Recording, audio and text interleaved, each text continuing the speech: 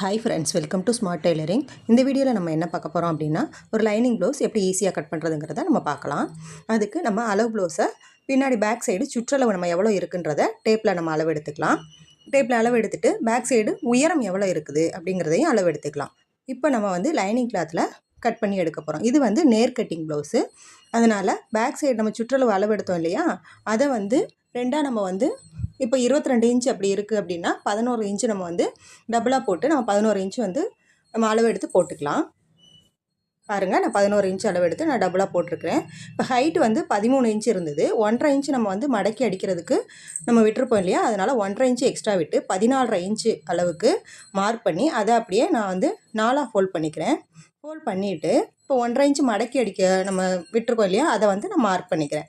இப்போ அடுத்தது back side கழுத்து சென்டரை நம்ம பிடிச்சிக்கிட்டு கழுத்தோட இறக்கம் நம்ம மார்க் பண்ணிக்கலாம். மார்க் பண்ணிவிட்டு இப்போ கழுத்தோட அகலம் நம்ம அளவு ப்ளவுஸை வச்சு அப்படியே நம்ம மார்க் பண்ணி எடுத்துக்கலாம். இப்போ கழுத்தோட அகலம் நம்ம மார்க் பண்ணும்போது ரொம்ப விரிவாக வச்சு நம்ம மார்க் பண்ணக்கூடாது. அப்போ ஷோல்டர் லூஸ் வரும். கரெக்டாக வச்சு மார்க் பண்ணிவிட்டு அந்த ஷோல்டரை நம்ம அகலம் மார்க் பண்ணியிருக்கோம் இல்லையா, அதே கழுத்தோட இறக்கத்துக்கு நம்ம மார்க் பண்ணியிருக்கிறதுலையும் அகலத்தை நம்ம மார்க் பண்ணி ஒரு லைன் போட்டுக்கலாம். லைன் போட்டு இது ரவுண்ட் நெக்குக்கு ஒரு வளைவு நம்ம போட்டுடலாம். இப்போ இது நான் மார்க் பண்ணியிருக்கிறது பேக் சைடு நெக்குக்கு நான் மார்க் பண்ணியிருக்கேன். இப்போ ஃப்ரண்ட் சைடு நம்ம மார்க் பண்ணிக்கலாம். இது நேர் கட்டிங்கிறதுனால நம்ம 4ஆக போடுறோம். ஃப்ரண்ட் பார்ட்டும் பேக் பார்ட்டும் நம்ம சேர்த்தே கட் பண்ணுவோம். அப்படி இருக்கும்போது நம்ம ரெண்டையும் ஒன்றா போட்டு மார்க் பண்ணுறோம். அதனால் கட் பண்ணும்போது நீங்கள் கவனமாக கட் பண்ணுங்கள்.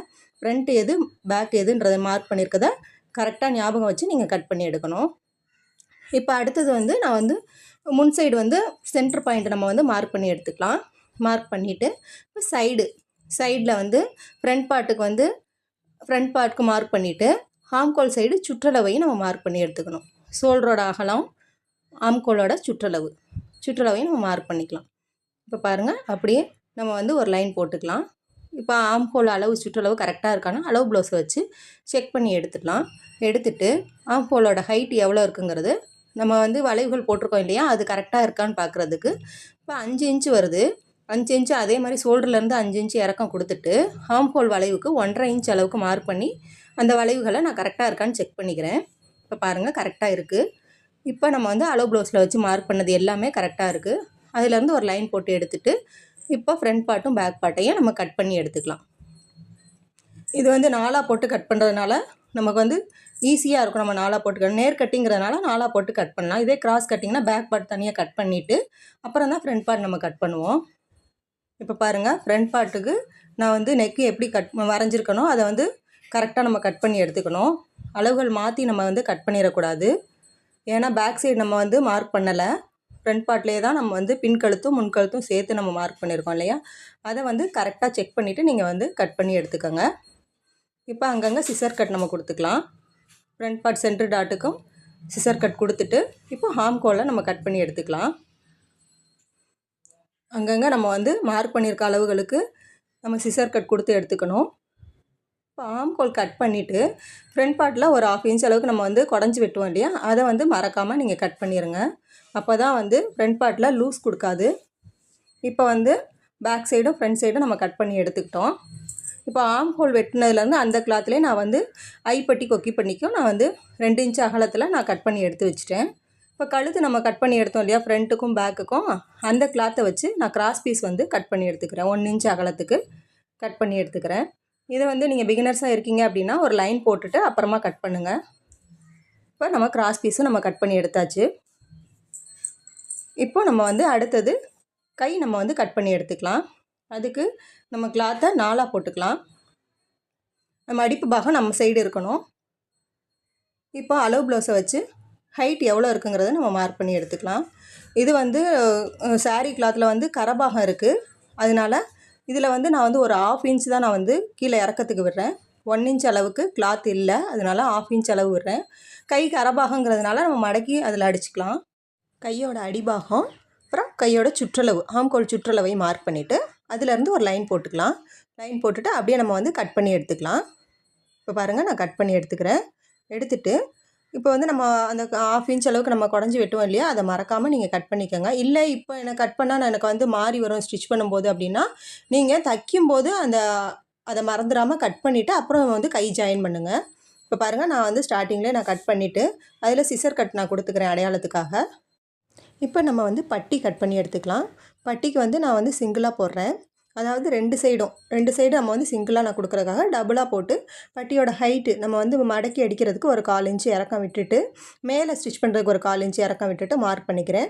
அதே மாதிரி சைட்லையும் நம்ம அதே அளவு ப்ளவுஸை வச்சு நம்ம மார்க் பண்ணிவிட்டு அதிலேருந்து ஒரு லைன் போட்டுட்டு நம்ம கட் பண்ணி எடுத்துக்கலாம். பட்டி வந்து நம்ம இப்போ கட் பண்ணி எடுத்தாச்சு.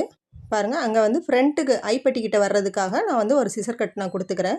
இப்போ நம்ம லைனிங் கிளாத்தில் எல்லாமே கட் பண்ணி எடுத்தாச்சு. இப்போ வந்து அதை சாரீ கிளாத்தில் போட்டு நம்ம கட் பண்ணி எடுத்துக்கலாம்.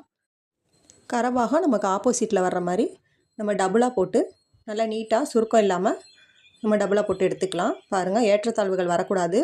ஏன்னா கரபாகம் நமக்கு கைக்கு வரும்.